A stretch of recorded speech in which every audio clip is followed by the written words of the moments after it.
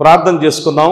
ప్రార్థన చేసుకుని ముందుకు సాగిపోదాం. ప్రభువా, ఈ దినం మీరు మాకు అనుగ్రహించిన ఈ మంచి అవకాశం కొరకై మీకు వందనాలు చెల్లిస్తూ ఉన్నాం. చాలా కాలం ప్రార్థించిన మేరకు, మీ సహాయం కొరకు కనిపెట్టిన మేరకు, మీ చిత్తానుసారముగా ఈ దినాన్ని ప్రసాదించినందుకై మీకు వందనాలు. మంచి వాతావరణాన్ని ప్రసాదించినందుకై స్తోత్రాలు. మమ్మల్ని మీ స్వాధీనంలో ఉంచుకోండి. అలాగే విద్యుత్ శక్తిని మీ స్వాధీనంలో ఉంచుకోండి. నిరాటంకముగా టెక్నాలజీకి సంబంధించిన విషయాలు ఏవేవైతే సవ్యంగా పనిచేయాలో అవన్నీ కూడా సవ్యంగా పనిచేసేటట్లు సహాయం చేయండి. వాటిని నిర్వహిస్తున్న వారందరినీ కూడా మీరు దీవించవలనని ప్రార్థన చేస్తూ ఉన్నాం. ఈ రోజు నుంచి ప్రభువా, మేము ఈ కోర్సు ముగించేంత వరకు మీరు మాతో ఉండాలని ప్రార్థిస్తున్నాం. మమ్మల్ని నడిపించాలని ప్రార్థన చేస్తున్నాం. మేము ఏమి నేర్చుకోవాలని మీరు కోరుతూ ఉన్నారో వాటన్నిటిని నేర్చుకోవడానికి సహాయం చేయమని ప్రాధేయపడుతూ ఉన్నాం. మీ సహాయం లేకుండా మేము ఏమి చేయలేం ప్రభువా. మీరే కనికరించి దీవించి సహాయం చేయమని వేడుకుంటూ ఉన్నాం. ముందున్న సమయాన్ని అంతటిని మీ చేతుల్లో పెడుతూ యేసుక్రీస్తు ప్రభు పేరట వేడుకుంటున్నాము తండ్రి, ఆమేన్. ఈరోజు మా నాన్నగారు చనిపోయిన దినం. ఆయన జ్ఞాపకార్థం ఈరోజు క్లాసులు ప్రారంభించడం జరుగుతూ ఉంది. ఎందుకు ఆయన జ్ఞాపకార్థం ప్రారంభిస్తున్నామంటే, మా నాన్నగారు ప్రభు అయిన యేసునందు విశ్వాసం ఉంచి దేవుని పరిచర్యకు పిలువబడి దాదాపు 50 పైచిలుకు సంవత్సరాలు, 50 కంటే ఎక్కువ సంవత్సరాలు పరిచర్య చేసి తన 95వ ఏట ఈ లోకయాత్రను ముగించుకొని పరలోకానికి వెళ్ళిపోయాడు. మా నాన్న పెద్దగా చదువుకోలేదు, కానీ బైబిల్ అంటే అమితమైన ఆసక్తి. ఆయన ఆ దినాల్లో ఏదో పెద్ద బాల శిక్షణో ఏదో చదివాడట. ఆయనకే తెలియదు ఏం చదివాడో. 95 ఏళ్ల వ్యక్తిని గురించి మాట్లాడుతున్నాం మనం. సో ఏం చదివాడో తనకే పెద్దగా తెలియదు, కానీ వీళ్ళ దగ్గర సంహౌ ఆయన చదువు నేర్చుకొని బైబిల్ చదవడం ప్రారంభించాడు. పుస్తక పురుగు మా నాన్నగారు. విపరీతంగా పుస్తకాలు చదివేవారు. సిద్ధాంతం కోసం, తాను నమ్మిన సిద్ధాంతం కోసం తాను ఎంతటి త్యాగమైన చేసిన వ్యక్తి. ఎన్నడూ కూడా వాక్యం విషయంలో తాను రాజీ పడకుండా చాలా జాగ్రత్తగా బ్రతికి ఈ లోకాన్ని ముగించుకొని వెళ్ళిపోయాడు. హి was a man of prayer and man of the word of God. మా నాన్న ప్రకటన గ్రంథం చూడకుండా 22 అధ్యాయాల్లో ఏముందో దాని వివరణ కూడా చెప్పేవాడు చూడకుండా. ఒకసారి నేను చూశాను, 1993-94 ఆ ప్రాంతంలో ఒక ఊర్లో రెగ్యులర్గా చెప్పేవాడు. అంత బాగా నేర్చుకునే మనస్తత్వం కలిగిన వాడు. కనుక మా నాన్నగారి పరిచర్యను బట్టి దేవుణ్ణి స్తుతిస్తూ, దేవునికి వందనాలు చెల్లిస్తూ, ఆయన in memory of my father who was a man of the word of God and man of prayer and man of evangelism, soul winning, ఆత్మల రక్షణ కోసం ఎంతగానో ప్రయాసపడిన వాడు. ఆయనను దేవుడు బహుబలంగా వాడుకున్నాడు. ఆయన ద్వారా అనేకులు రక్షణ పొందడం మాత్రమే కాకుండా అనేకులు దేవుని పరిచర్యకు పిలువబడి ఈనాడు దేవుని పరిచర్యలో ఉన్నారు. కనుక మా నాన్నగారిని జ్ఞాపకం చేసుకోవడం కూడా ఎంతో సంతోషదాయకం. దేవునికి స్తోత్రం. ఈరోజు మనము మొదటి సబ్జెక్ట్ స్టడీ చేయబోతూ ఉన్నాం. First subject. మనకు 10 సబ్జెక్ట్స్ ఉంటాయి. అందులో ఇది ఫస్ట్ సబ్జెక్ట్ మాత్రమే కాదు, అత్యంత ప్రాముఖ్యమైన సబ్జెక్ట్ ఇది. ఈ సబ్జెక్టు మీద మనకు ఒక మంచి అవగాహన ఏర్పడితే బైబిల్ మీద ఒక మంచి అవగాహన ఏర్పడుతుంది. ఈ సబ్జెక్ట్ను సిస్టమాటిక్ థియాలజీ అని అంటారు. క్రమానుబద్ధ దేవశాస్త్రం, systematic theology.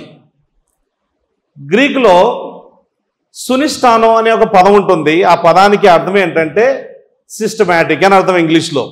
సునిష్టానో is the Greek word, systematic is the translation of that Greek word. Systematic లేదా క్రమబద్ధీకరించుట తెలుగులో.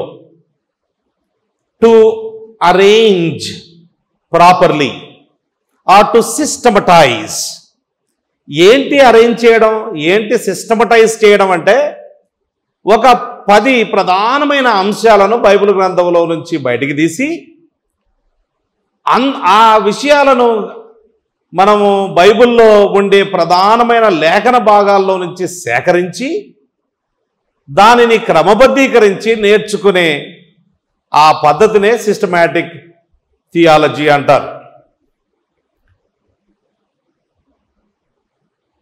ఈ సబ్జెక్ట్ను నేర్పించడానికి నేనెంతటి వాడిని, నేర్చుకోవడానికి మీరెంతటి వారు. సబ్జెక్టు విశాలమైనది, లోతైనది, ఎత్తైనది. దీన్ని వర్ణించడం కూడా సాధ్యం కాని అతి గొప్ప సబ్జెక్ట్ ఇది. ఒక ఆయన పేరు J.I. Packer, P.A.C.K.E.R, a British theologian. చాలా గొప్ప దైవజనుడు.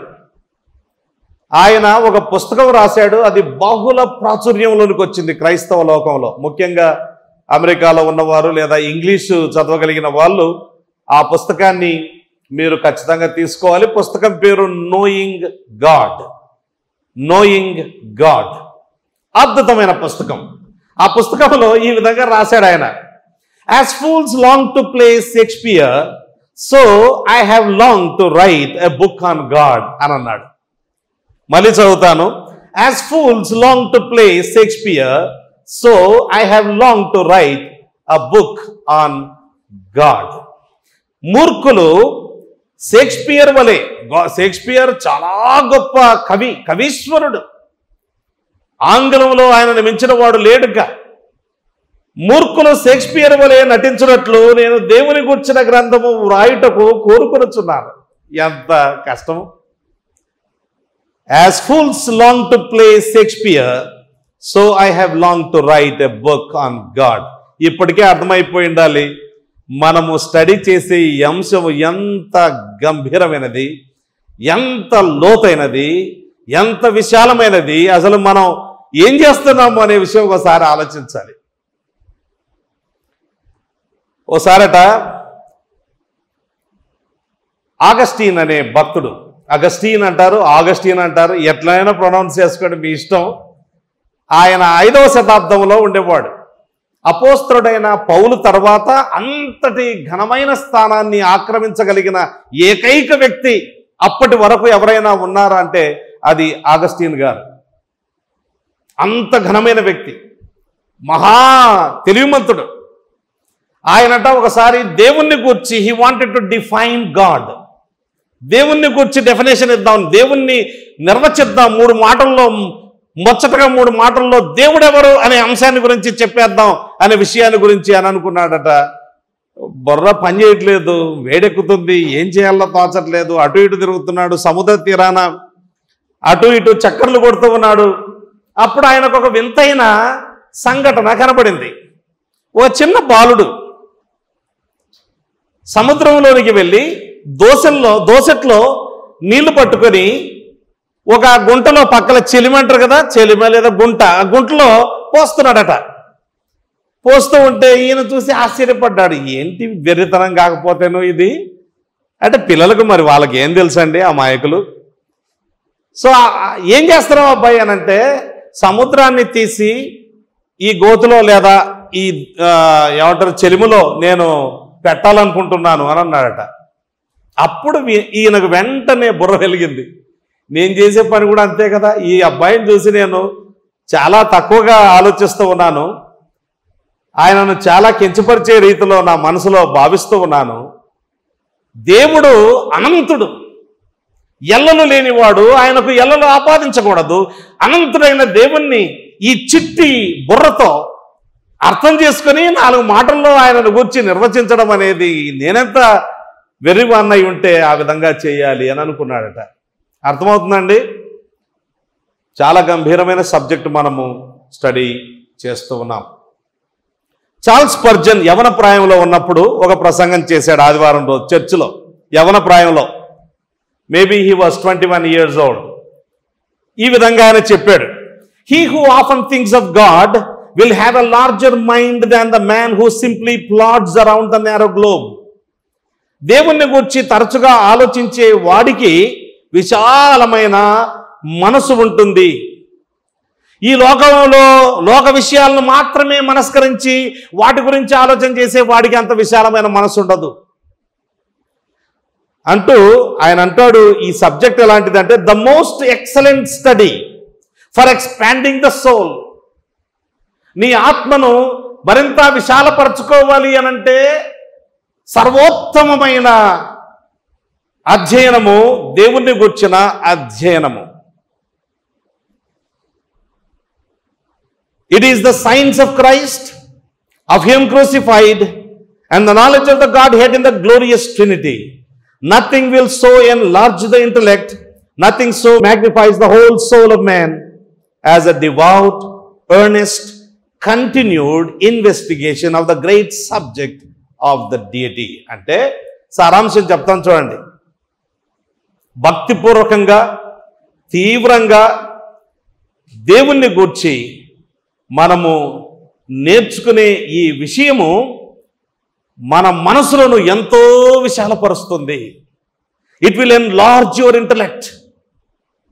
ఎందుకంటే మనం దేవుని గురించి మాట్లాడుతూ ఉన్నాం. And it will magnify the whole soul of man. నీ మనసును లేదా నీ హృదయాన్ని, నీ ఆత్మను కూడా అది మరింత గొప్ప చేస్తూ ఉంది. అంచేత మనము దేవుడు అనే అంశాన్ని గురించి నేర్చుకుంటూ ఉన్నాం. ఇందులో మొదటి విషయం ఏంటంటే ప్రోలిగామినా అని అంటారు ఇంగ్లీష్లో. ప్రోలిగామినా అనే ఒక పదం ఉంటుంది. What's that? ప్రోలిగామినా అంటే ఏంటి? ఇంగ్లీష్ వాళ్ళకి కూడా తెలియదట ప్రోలిగామినా అంటే. క్లాసులో డిటిఎస్లో, Dallas theological seminar, now let us go into prolegomena అంటే what's that? We don't understand prolegomena. రెండు పదాల కలయిక. ప్రో అంటే బిఫోర్, లెగో అంటే టు స్పీక్. సింపుల్గా చెప్పాలి అని అంటే things that are said before. మన తెలుగు భాషలో చెప్పాలి అని అంటే మనం పీఠిక అని చెప్పుకోవచ్చు, ఉపోద్ఘాతము అని చెప్పుకోవచ్చు, ముందు మాట అని చెప్పుకోవచ్చు. రకరకాల పదాలు మీరు వాడుకోవచ్చు. ఓకే, మీరు రకరకాల పదాలు. బై ద వే, మీరు ఈ 10 సబ్జెక్ట్స్ నేర్చుకునే లోపల చాలా మీ వొకాబులరీ కూడా డెవలప్ అవుతుంది. చాలా తెలుగు నేర్చుకుంటారు, చాలా ఇంగ్లీష్ నేర్చుకునే అవకాశం కూడా ఉంటుంది. కొత్త కొత్త పదాలు, సాంకేతిక పదాలు, టెక్నికల్ లాంగ్వేజ్, చాలా విషయాలు నేర్చుకుంటారు. ఊరికేనే ఏదో షో ఆఫ్ కోసం కాదు ఇవన్నీ. ఒక్క మాటలో అనేకమైన విషయాలు క్లుప్తీకరించి రాయొచ్చు అన్నట్టు. ప్రోలిగామినా అంటే మనం ఇప్పుడు ముందు మాటలు లేదా పరిచయ వాక్కులు మనము స్టడీ చేయబోతూ ఉన్నాం.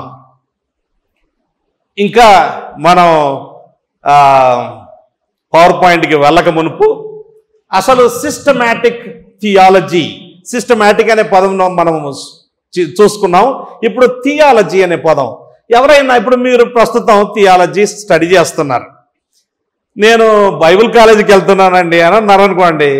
ఏం చేస్తున్నారు, ఏం కోర్స్ చేస్తున్నారంటే థియాలజీ కోర్స్ అన్నారు అనుకోండి. వాళ్ళకి ఏమీ తెలియకపోవచ్చు వినేవారికి.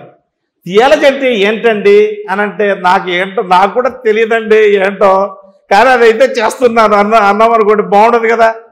మనం ఏం చేస్తున్నామో మనకు తెలియాలి, సబ్జెక్ట్ మ్యాటర్ తెలియాలి. థియాలజీ అనేది it's a compound word. 2 Greek పదాల కలయిక. థియోస్ అనే పదం ఉంటుంది, THEOS. థియోస్ అనే పదం గ్రీక్ పదం. ఆ మాటకు అర్థం ఏంటంటే దేవుడు అని అర్థం, గాడ్ అని అర్థం.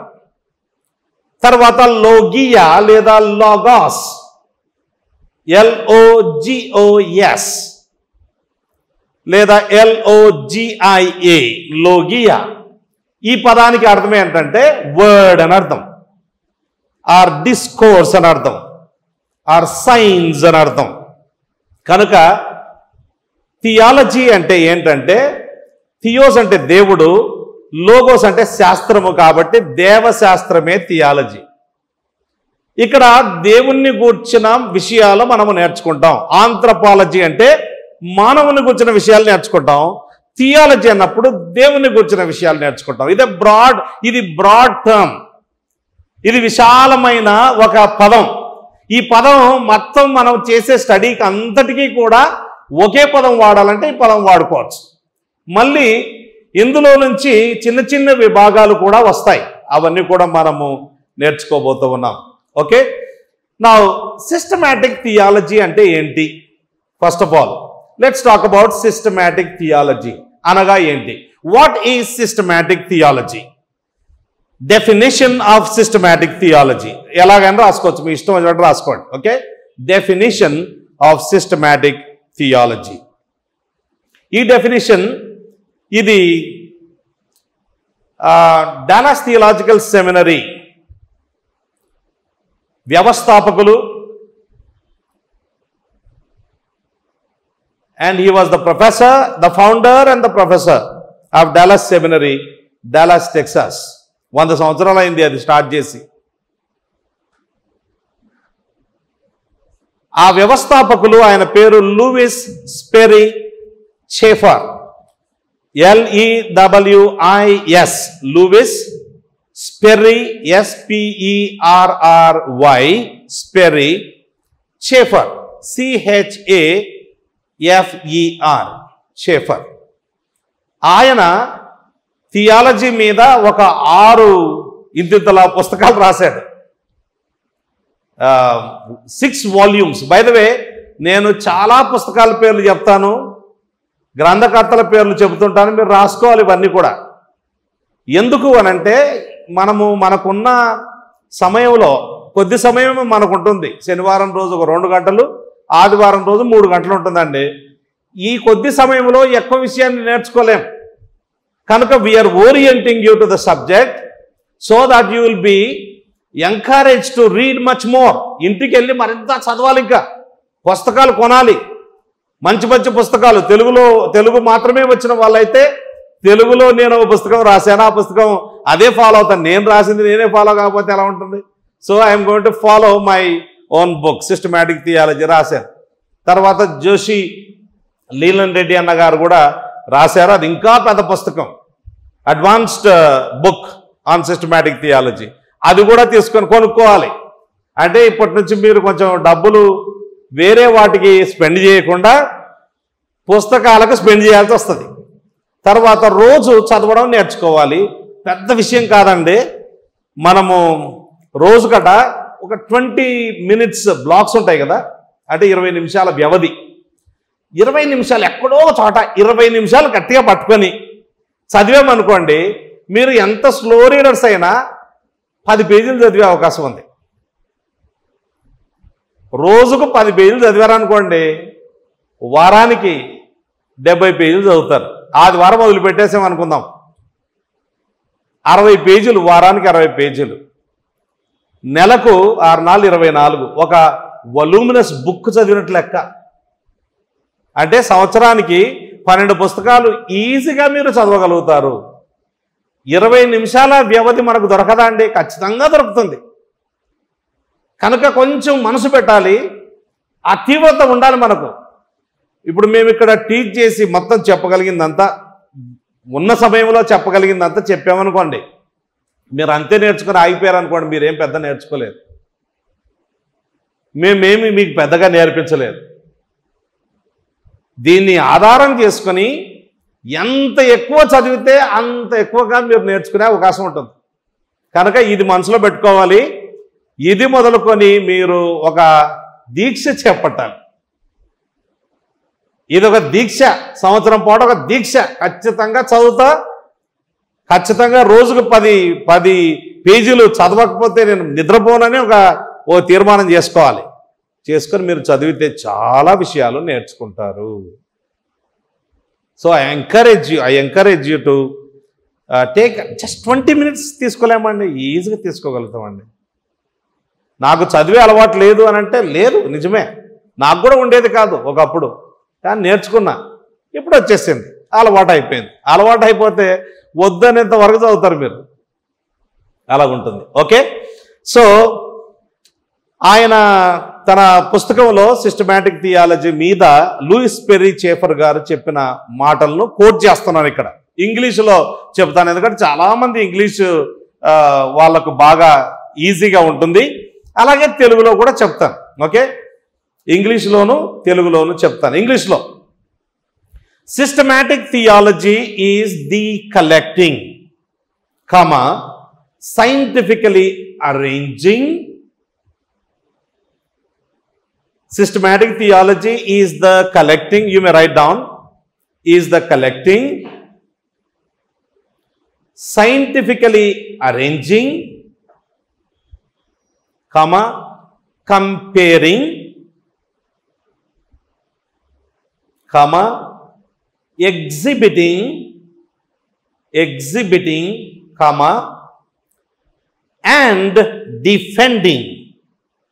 and defending of all facts.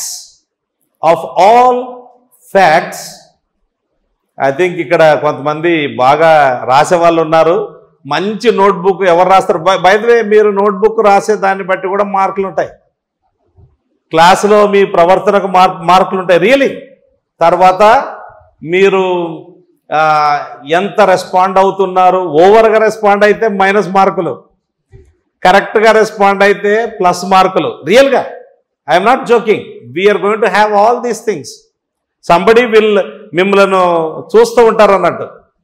తర్వాత ఇక్కడ ఆఫ్లైన్లో ఉండే వాళ్ళ ఆధ్యాత్మిక జీవితాన్ని బట్టి కూడా దాన్ని కూడా చూడడం జరుగుతుంది. బెస్ట్ ఏమంటారు పర్సన్ని సెలెక్ట్ చేయడం జరుగుతుంది. సో ఇవన్నీ ఉంటాయి. మీరు జాగ్రత్తగా, మంచిగా, సంతోషంగా, ఆనందంగా నేర్చుకోండి. This is for us. ఇది మన కోసమే, మన మేలు కోసమే. ఇది ఆధ్యాత్మికమైన పని అండి. ఇది భక్తితో చేయాల్సిన పని. ఇది మామూలు స్కూల్లో, మామూలు కాలేజీలో జరిగేదానికంటే ఎక్కువగా. Okay, exhibiting and defending of all facts from any and every source,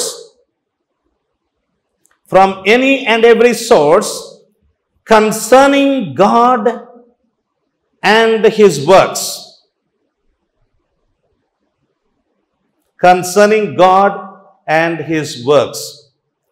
ఒక్క నిమిషం, నేను దీన్ని తెలుగులో కూడా రాశాను అనుకుంటాను ఒక చోట. దేవుని గూర్చియు మరియు సృష్టితో ఆయనకు గల, దేవుని గూర్చియు మరియు సృష్టితో ఆయనకు గల సంబంధమును గూర్చిన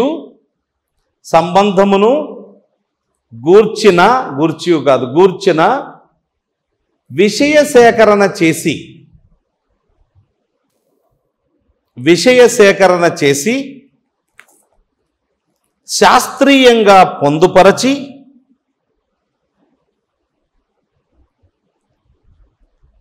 పోల్చి చూచి ప్రదర్శించి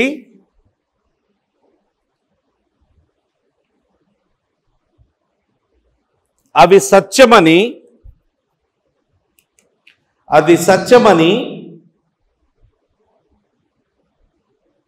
రుజువు చేయుటయే క్రమానుబద్ధ దేవశాస్త్రం.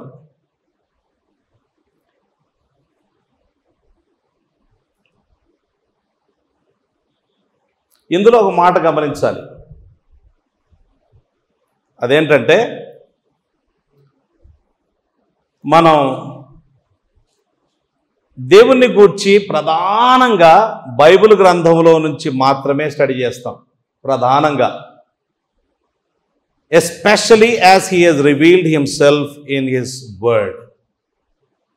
అది ఆయన రాయలేదు. From any and every source అని రాశాడు. I am adding especially as he has revealed himself in the holy scriptures. Yes, మనము వేరే వేరే డిసిప్లిన్స్ నుంచి విషయాన్ని సేకరించవచ్చు. సైన్స్ నుంచి సేకరించవచ్చు, లేకపోతే ఫిలాసఫీ నుంచి విషయాన్ని సేకరించవచ్చు, రకరకాల స్కూల్స్ ఆఫ్, లేకపోతే డిఫరెంట్ ప్రదేశాల్లో నుంచి మనము సేకరించవచ్చు. కానీ అది ప్రధానం కాదు. ప్రధానమైనది బైబిల్ గ్రంథం మాత్రమే. బైబిల్ గ్రంథమే మన టెక్స్ట్ బుక్. దానికి అనుకూలంగా ఉంటే ఏమంటారు, అక్కడి నుంచి మనం విషయాన్ని సేకరిస్తాం. అనుకూలంగా లేకపోతే సేకరించాం. ఎందుకు అని అంటే దేవుని వాక్యం సత్యమైనది అనే ఆ ప్రీసపోజిషన్తో మనం ఇది ప్రారంభిస్తూ ఉన్నాం. ఓకే, సో ఇందులో ఏమేమి ఉన్నాయి అని అంటే, మొట్టమొదటిగా సిస్టమాటిక్ థియాలజీలో విషయ సేకరణ చేయాలి. విషయ సేకరణ చేయాలి అంటే విషయాన్ని, ఇప్పుడు బైబిల్లో ఫర్ ఎగ్జాంపుల్ దేవదూతల గురించి బైబిల్ చదువుతూ ఉంటే దేవదూతలు అనే మాట తారసపడింది అనుకోండి. పాస్టర్ గారి దగ్గరకు వచ్చి, పాస్టర్ గారు దేవదూతల గురించి బైబిల్ ఏం చెప్తుంది అని అంటే, ఆయన అదెంత పని, ఆది కాండం నుంచి నువ్వు చదవడం ప్రారంభించు, ప్రకటన గ్రంథం వచ్చే లోపల నీకు విషయం తెలిసిపోద్ది అని అన్నాడు అనుకోండి. సరే, ఆ విధంగా ప్రారంభించాడు. ఆ తర్వాత మానవుని గురించి మొదట్లోనే రాయబడింది. మానవుని గురించి ఏం చెప్తుంది అంటే అదెంత పని అని ఆది కాండంలో స్టార్ట్ చేయమన్నాడు అనుకోండి. ఇలా ప్రతి అంశము ఆది కాండంలో స్టార్ట్ చేసి ప్రకటన గ్రంథం వరకు కొనసాగించాలి అని అంటే అది వల్ల అయ్యే పని కాదు, ఎవరి వల్ల కాదండి. అందుచేత ఈ సిస్టమటిషియన్ యొక్క, అంటే దేవశాస్త్ర పండితుని యొక్క ప్రధానమైన పని ఏంటంటే ఒక ప్రధానమైన అంశాన్ని తీసుకొని ఆ అంశం మీద ప్రధానమైన లేఖన భాగాలు, అన్నీ కాదు, ప్రధానమైన లేఖన భాగాలను సేకరించాలి. First of all you must first of all collect the important data concerning that particular subject. రెండవది సైంటిఫికలీ అరేంజ్ చేయాలి, శాస్త్రీయంగా పొందుపరచాలి. అంటే ఏ సబ్జెక్ట్ ముందు రావాలి, ఏ సబ్జెక్ట్ తర్వాత రావాలి. ఇప్పుడు మనం ముందు మాట లాస్ట్లో చెప్పుకోం కదా, కన్క్లూజన్ ఫస్ట్లో చెప్పుకోం కదా. We don't do that. First చాప్టర్లోనే ఉండాలి, సెకండ్ చాప్టర్లో ఏముండాలి, థర్డ్ చాప్టర్లో ఏముండాలి. ఈ విధంగా మనం శాస్త్రీయంగా పొందుపరుస్తాం. ఇష్టమైనట్టుగా రాసామనుకోండి, మనకు తలంపులు వచ్చినట్టుగానే రాసుకుంటూ పోయామనుకోండి, దానికి గందరగోళం అంటారు. దిస్ ఈజ్ సిస్టమాటిక్ థియాలజీ, అంటే where you will scientifically arrange the topics. ఆయా అంశాలను సైంటిఫిక్గా అరేంజ్ చేయడం జరుగుతుంది, ప్రాపర్గా అరేంజ్ చేయడం జరుగుతుంది. ఉదాహరణకు మనము 10 సబ్జెక్ట్స్ ఉన్నాయి కదా. ఈ 10 సబ్జెక్టులో ఫస్ట్ సబ్జెక్టు దేవుడు అనే లేదా పితృదేవశాస్త్రం అనే అంశాన్ని తీసుకుంటాం. కొన్ని థియాలజీ బుక్స్లో బైబుల్ అనేది ఫస్ట్ వస్తుంది. అది ముందు పెట్టినా రెండవది పెట్టినా ఏం పెద్ద ప్రాబ్లం లేదు. నేను నా పుస్తకంలో బైబిల్ శాస్త్రమును 2వ భాగంలో పెట్టాను. ఎందుకు పెట్టానంటే నేను పుస్తకం రాసినప్పుడు నాకు ఒక గోల్ ఉండింది, నాకు ఒక గురి ఉండింది, ఒక లక్ష్యం ఉండింది, నాకు ఒక టార్గెట్ గ్రూప్ ఉండేది నా మైండ్లో. ఆ టార్గెట్ గ్రూప్ ఏంటంటే ఎక్కువ వాక్యం తెలియని వారు, ఎక్కువ చదువుకోని వారు కూడా ఇది అర్థం చేసుకోవాలి అన్న ఉద్దేశం చేత రాశాను నేను ఆ పుస్తకాన్ని. అందుకని చాలా స్మూత్ ఫ్లో ఉండడం కోసమని దేవశాస్త్రాన్ని మొదలుపెట్టాను. ఫస్టే బిబ్లియాలజీ బైబిల్ శాస్త్రం పెట్టామనుకోండి, చాలా టెక్నికల్ టర్మ్స్ ఉంటాయి, మనుషులు దాన్ని తీసుకోలేరు, అంత తేలిగ్గా దాన్ని అంగీకరించలేరు, కష్టమైపోతుంది.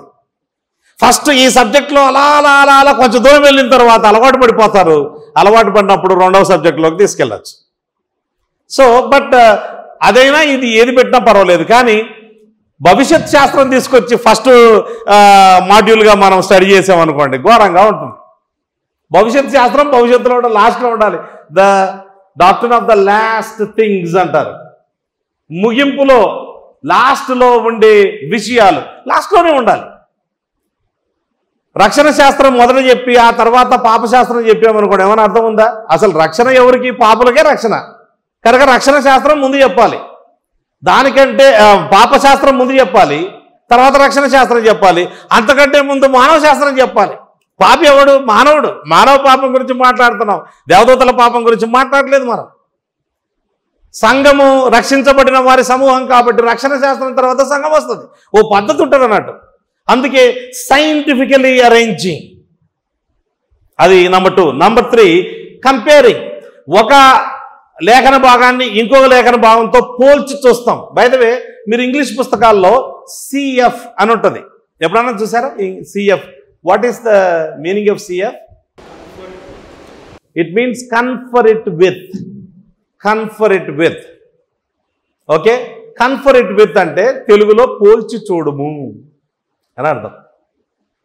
పోల్చి చూడము, ఒక లేఖన భాగాన్ని ఇంకొక లేఖన భాగంతో పోల్చి చూడడం మాత్రమే కాకుండా ఒక సిద్ధాంతాన్ని ఇంకొక సిద్ధాంతంతో పోల్చి చూడాలి. ఇక్కడ అన్నిటికీ మధ్యలో కొహిరెన్స్ ఉండాలి, అంటే అన్నీ సరిగ్గా అతుక్కోవాలి.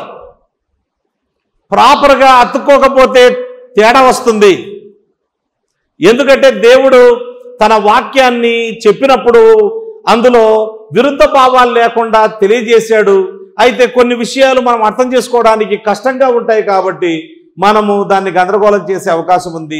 కనుక మనము ఒక కన్సిస్టెంట్ కొహెరెన్స్ అనేది దాంట్లో ఉండాలి. కంపేరింగ్, ఒక లేఖన భాగాన్ని ఇంకొక లేఖన భాగంతో కంపేర్ చేస్తే మనకు విషయం అర్థమవుతుంది. ఓ చోట వ్రాయబడి ఉంటుంది, ఎవడైనను నన్ను వెంబడింపగోరిన ఎడల తన తల్లిని కానీ తండ్రిని కానీ అన్నదమ్ములను కానీ అక్క చెల్లెండ్రిని కానీ చివరికి తన ప్రాణాన్ని సహా ద్వేషించకపోతే, అండర్లైన్ చేసుకోండి ఆ పదం, ద్వేషించకపోతే, if anyone does not hate his father, mother, brother, sister, his own life, he cannot be my disciple అంటాడు. అతడు నా శిష్యుడు కానేనడు అంటాడు. అయ్యో, ద్వేషించమని చెప్తున్నాడేంటి దేవుడు? బైబిల్లో తల్లిదండ్రులను నీవు దీర్ఘాయుష్మంతుడు ఒకనట్లు నీ తల్లిని సన్మానించమని చెప్పాడు కదా. అదే దేవుడు ద్వేషించమని చెప్తాడేంటి?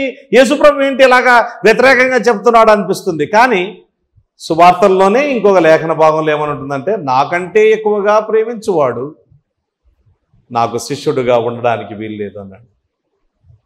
తల్లిని కానీ తండ్రిని కానీ అన్నదమ్ములు కానీ అక్క చెల్లెలను కానీ, అంటే దాని భావం ఏంటంటే, నీవు దేవుణ్ణి ఎంతగా ప్రేమిస్తున్నావంటే నీ తల్లిని నీ తండ్రిని అన్నదమ్ములు అక్క చెల్లెలని నీ భార్య బిడ్డలను నువ్వు ప్రేమిస్తూ ఉంటే అది ప్రేమనే కాదేమో ద్వేషమేమో అన్నంతగా దేవుణ్ణి ప్రేమించాలి.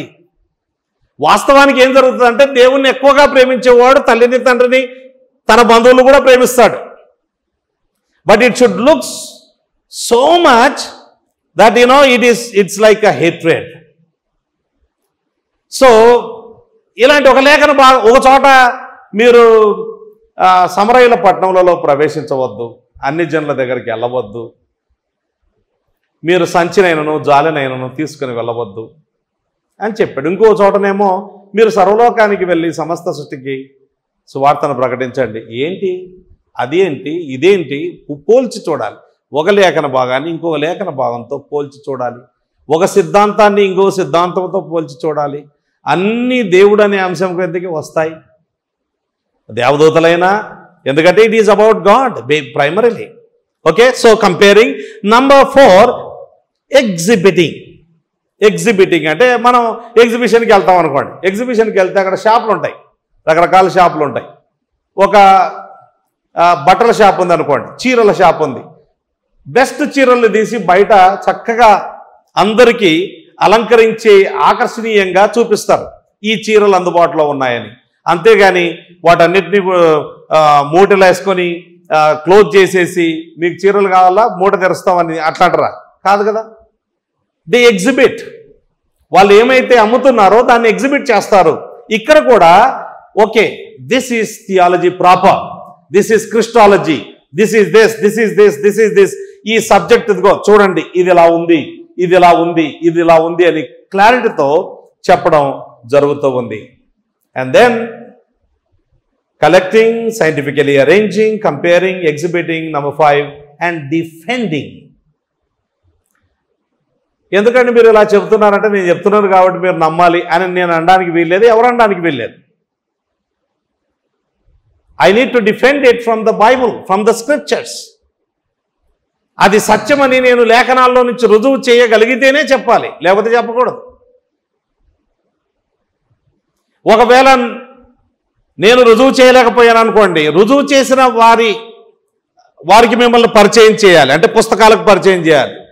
You can find the best material here, లేదా వెబ్సైట్స్, ఇదిగో పలాని వెబ్సైట్లో మీకు బెస్ట్ మెటీరియల్ దొరుకుతుంది, ఈ అంశం మీద మరింత తెలుసుకోవచ్చు, నేను ఎక్కువగా చెప్పలేకపోతున్నా, నా జ్ఞానం ఇంతేను, కానీ you will get more information on this, లెక్కలేనంత ఇన్ఫర్మేషన్ మీకు దొరుకుతుంది అని చెప్పగలగాలి. నేను somehow I should defend what I am saying. నేనేం చెప్తున్నానో దాన్ని డిఫెండ్ చేయాలి. From any and every source, especially as he has revealed himself in the pages of Holy Writ, Holy Bible. పరిశుద్ధ గ్రంథంలో దేవుడు తను తాను బయలుపరుచుకున్నాడు కదా, అందులో నుంచి ప్రధానంగా మనం ఈ కార్యాన్ని చేయాలి. That is systematic theology definition. Okay, యాక్చువల్గా lot of things are there. I don't want to, అంటే కొన్నిసార్లు ఎక్కువ విషయాలు అవి ఇవి చెబితే కన్ఫ్యూజ్ అయిపోతారు మనుషులు. సో ఇన్నేళ్ళల్లో నేను గమనించింది, దాదాపు 28 సంవత్సరాల నుంచి, no more than that, I been teaching 28-29 సంవత్సరాల నుంచి టీచ్ చేస్తూ ఉండగా నాకు అర్థమైంది ఏంటంటే, సింపుల్గా చెప్పడం చాలా ఇంపార్టెంట్. ఆ తర్వాత అందులో నుంచి లోతైన విషయాలు మీరు ఎలా స్టడీ చేయాలి అనేది మీకు కొంచెం గైడెన్స్ ఇస్తే మీరు ఇంకా మరింత లోతుల్లోనికి వెళ్ళవచ్చు. సో ఫస్ట్ క్లారిటీ మనకు ఏర్పడవలసిన అవసరత ఎంతైనా మనకు ఉంది. ఇప్పుడు మనము హోషేయ గ్రంథంలోనికి వెళ్దాం. బైబిల్ గ్రంథంలో హోషేయ గ్రంథం, హోషేయ గ్రంథం 6వ అధ్యాయం 1 నుంచి 3 వచనాలు ఎవరైనా చదవండి. కొంతమంది నేను అడుగుతాను, మధ్యలో ఆన్లైన్లో ఉన్న వాళ్ళని అడుగుతాను. So you must be able to read. Online ఉన్న వాళ్ళు మీరు బైబిల్ పట్టుకొని కూర్చోవాలి. ఇది Bible study, right, Bible college. కాబట్టి మీరు ఒక నోట్బుక్ తెచ్చుకోవాలి, బైబిల్ తీసుకోవాలి. మీరు కేవలం పుస్తకం, మీకు టెక్స్ట్ బుక్ ఇస్తాం, ఆ పుస్తకంలో నేను ఇప్పుడు చెప్పిన విషయాలన్నీ టెక్స్ట్ పుస్తకంలో ఉండవు, ఇంతవరకు చెప్పినవన్నీ కూడా. సో లాట్ ఆఫ్ థింగ్స్ బయట నుంచి ఇప్పుడు నేను నా పుస్తకంలో రాయని విషయాలు చాలా చెప్పా. సో మీకు ఓన్లీ పుస్తకం చదివితే సరిపోద్దులే అని అనుకునేది మీరు. It's not true. అందుకే టీచర్కి ప్రత్యామ్నాయం లేదు. Teacher is very very important. అందుకే వింటున్నాం, పుస్తకాలు చదివితే సరిపోదు, you need the teacher to explain. So ఎవరైనా చదవండి. ఇప్పుడు ఫస్ట్ ఆఫ్లైన్లో ఉన్న వాళ్ళు చదువుతారు, తెలుగులో చదవండి.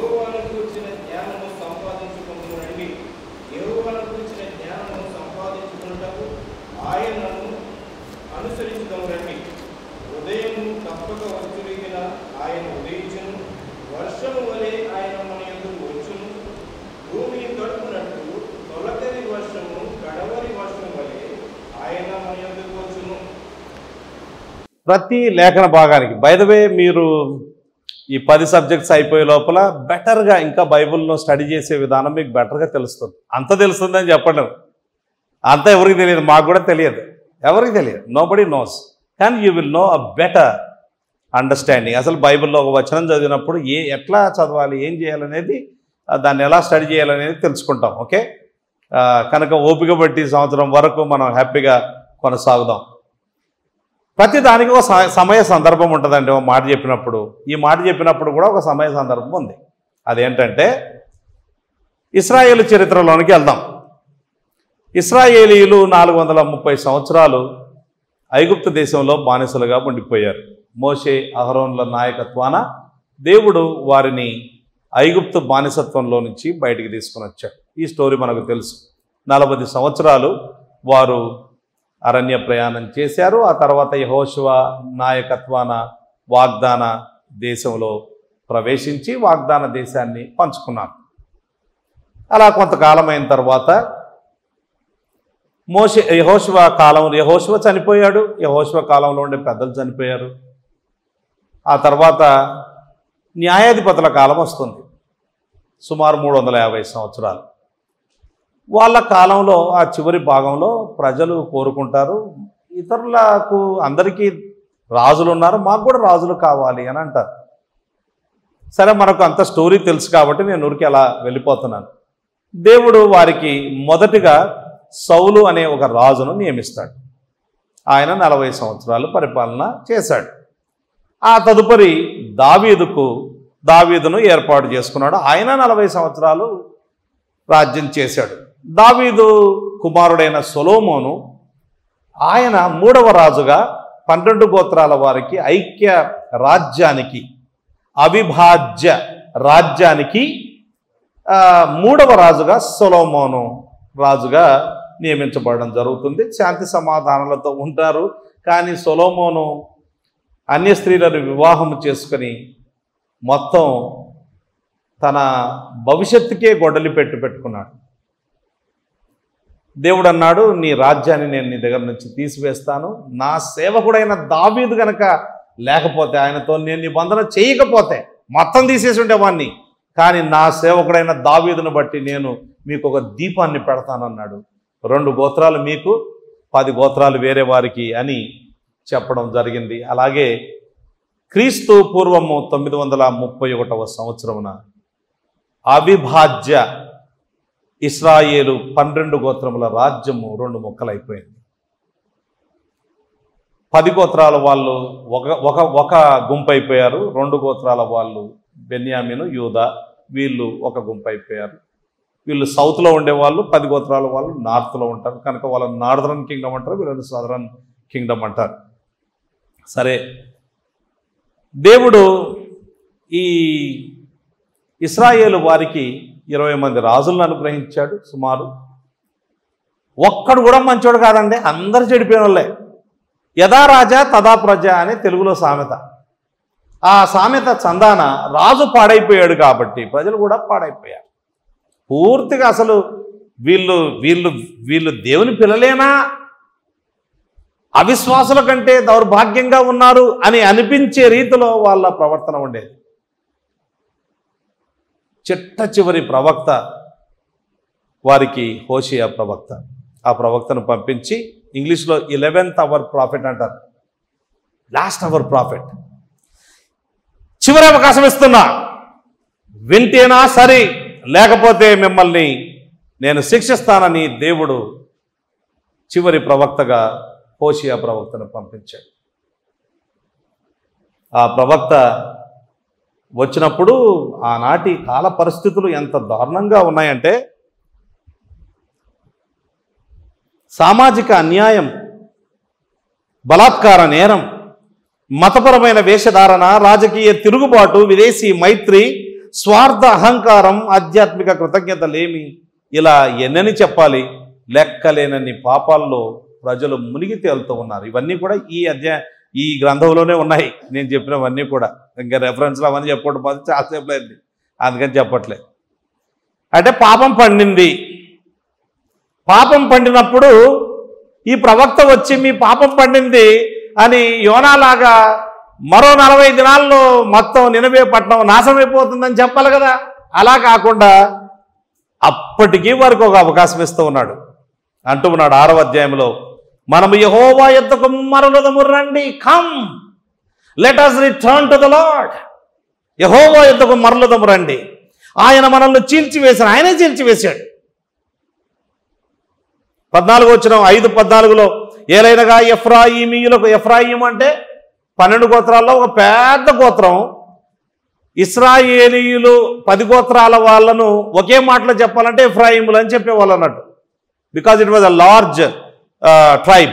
ఎఫ్రాయిమీయులకు సింహము వంటి వాడను గాను, యూదా వారికి కొదమ సింహం వంటి వాడను గాను నేనందును.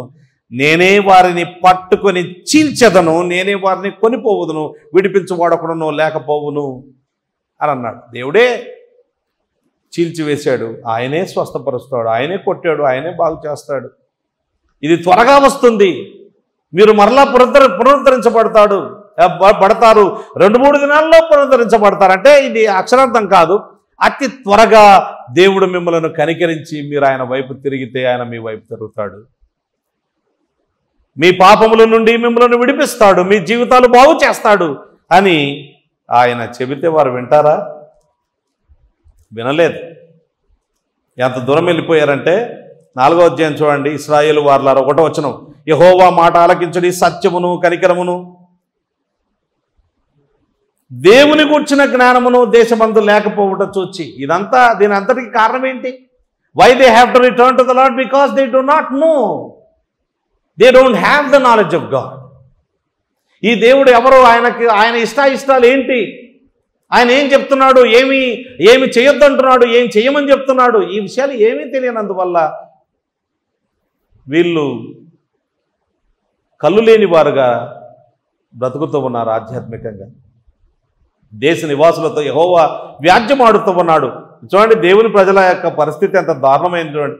అబద్ధ సాక్ష్యము పలుకుటయు, అబద్ధమాడుటయు, హత్య చేయుటయు, దొంగిలించుటయు, వ్యభిచరించుటయు వాడుకయ్యను. వీళ్ళు విశ్వాసులేనా, లేకపోతే మనం కనానీయుల గురించి చదువుతున్నామా అన్నట్టుగా ఉంటుంది. ఇక్కడ చదివితే కనానీయుల గురించి కాదు మనం చదివేది, దేవుని నిబంధన జనుల గురించి చదువుతూ ఉన్నాం.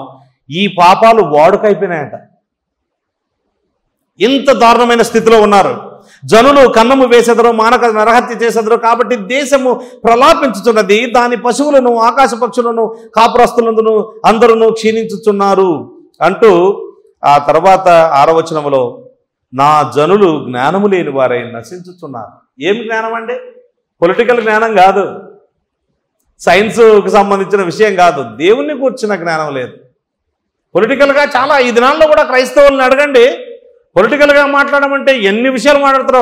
1974లో ఆంధ్రప్రదేశ్, ఆనాటి ఉమ్మడి ఆంధ్రప్రదేశ్కు ఫలాని శాఖకు మంత్రి ఫలాని వ్యక్తి ఉండేవాడు, ఆయన ఊరు ఫలానిది, ఆయన ఇన్ని ఓట్లతో గెలిచాడు, 1,25,000 అధిక మెజారిటీతో గెలిచాడు. ఇలాంటివి కూడా చెప్పమంటే చెప్తారు.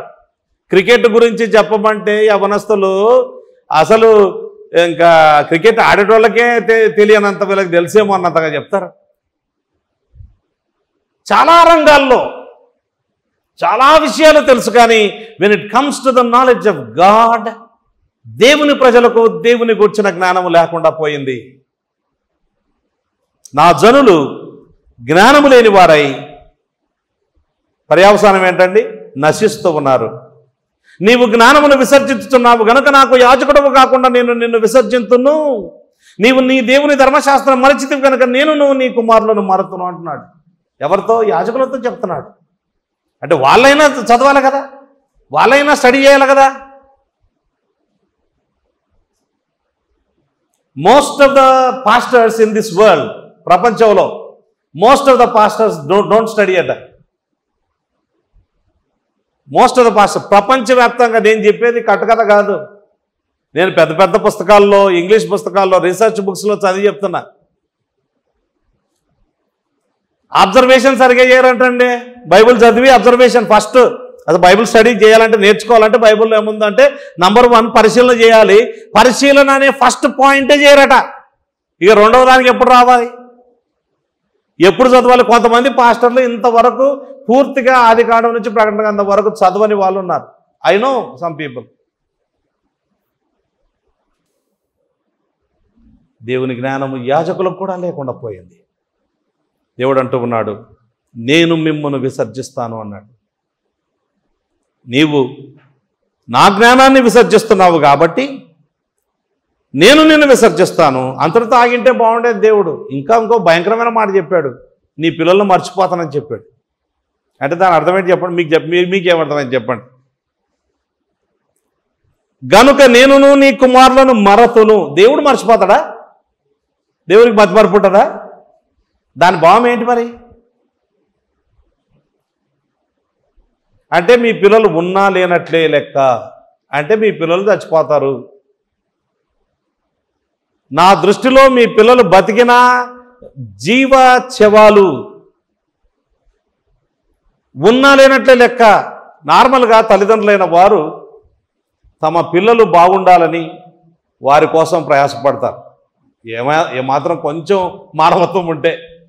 మానవత్వం లేని తల్లిదండ్రులు కూడా చాలామంది ఉన్నారులేండి, అది వేరే సంగతి. కానీ బట్ నార్మల్గా చెప్తున్నాను, నార్మల్గా తల్లిదండ్రులు పిల్లల కోసమే బ్రతుకుతారండి. మేము బాగున్నా బాగాలేకపోయినా పర్లేదు, మా పిల్లలు బాగుంటే చాలే అని అనుకుంటాం. ఏదైనా రోగం వచ్చిందనుకోండి, ఈ మాయరోగం ఏదో నాకు వచ్చినా బాగుండేది, నా పిల్లలకు వచ్చేసిందే అని బాధపడుతూ ఉంటారు. దేవుడు అంటున్నాడు, I will forget your children because you have forgotten my law. It's a serious matter అండి, చిన్న విషయం కాదు, ఆప్షన్ కాదు ఇది. ఆ బైబిల్లో ఉంటే చదివితే చదువుతాం, లేదా టైం ఎక్కడ ఉందండి మనకి ఇవన్నీ వీటన్నిటి కోసం.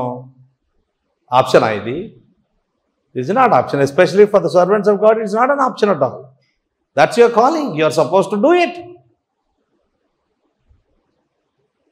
కనుక ఇలాంటి పరిస్థితుల్లో ఉన్న వారిని అంటూ ఉన్నాడు, వీ హ్యావ్ సమ్ మోర్. ఇంకా మనకు నిరీక్షణ ఉంది. దేవుడు దయగలవాడు, కనికరం గలవాడు. Come let us return to the Lord. He will surely బాగు చేస్తాడు, ఆయన ఖచ్చితంగా బాగు చేస్తాడు అని ఆయన అంటూ ఉన్నాడు.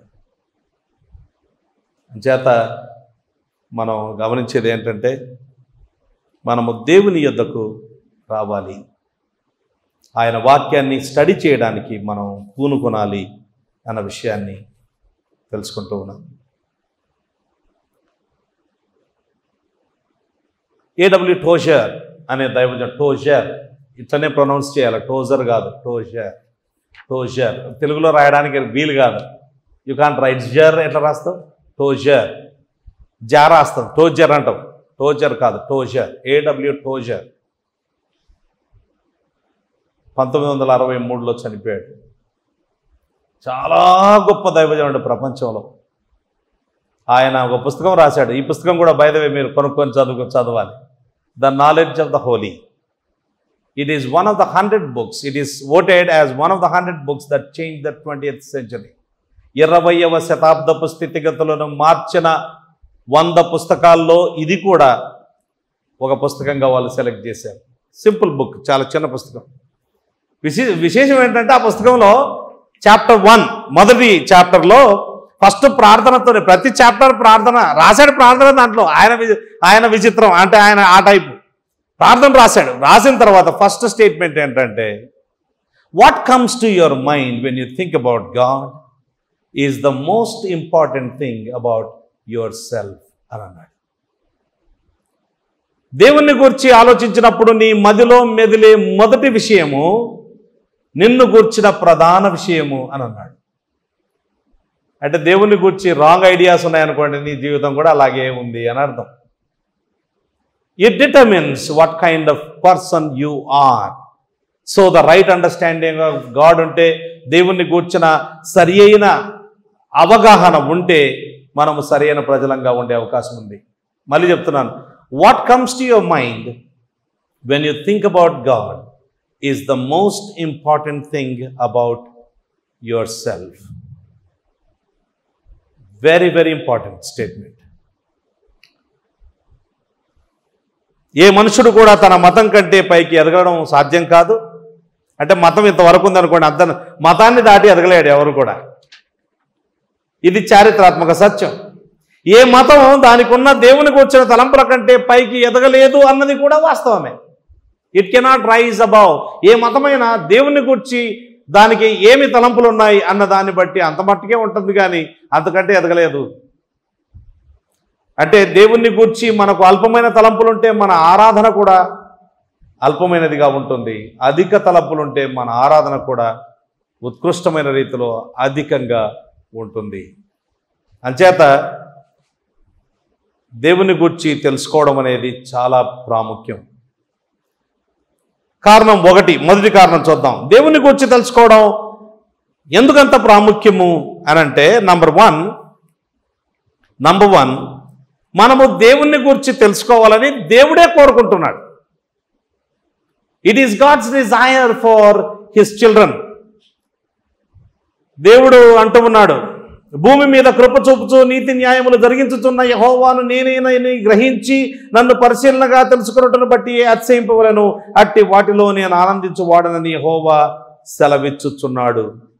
యాక్చువల్గా మీరు అధ్యాయం అంతా చదవండి, 9వ అధ్యాయం అంతా చదివితే, ఇంటికి వెళ్ళిన తర్వాత చదివితే వాళ్ళు ఎందుకట్లా ప్రవక్త ఏడుస్తున్నాడు వాళ్ళ విషయమై. విలపించే ప్రవక్త, ఆయన పేరే వీపింగ్ ప్రాఫెట్.